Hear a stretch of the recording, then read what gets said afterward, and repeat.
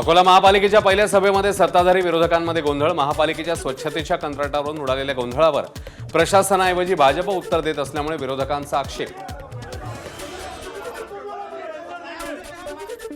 दिल्लीमध्ये शरद पवारांच्या राष्ट्रवादीने घेतली विमान सेवेतून निवृत्त झालेल्या अधिकाऱ्यांची भेट। अजित पवारांच्या विमान अपघाताचा अहवाल यायला वेळ लागू शकतो, अधिकाऱ्यांनी व्यक्त केलं मत।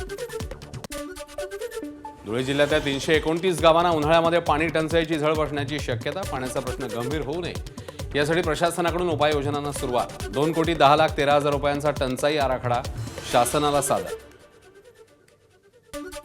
नवी मुंबईतली एपीएमसी मार्केटमध्ये कोकणातल्या हापूस आंब्यांच्या 100 पेट्या दाखल। अमेरिकेने आंबा निर्यातीवर 0% शुल्क लावल्यानं हापूस आंब्याला यंदा फायदा।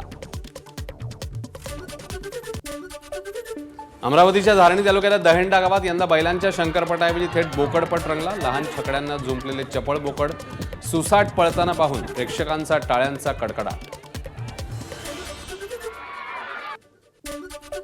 मुंबईच्या दहिसर पश्चिम परिसरात 2 वर्षीय मुलीवर सावत्र बहिणीच्याच नवऱ्याकडून लैंगिक अत्याचार। या प्रकरणी पॉक्सो आणि लैंगिक अत्याचाराचा गुन्हा दाखल करत 25 वर्षीय आरोपीला अटक।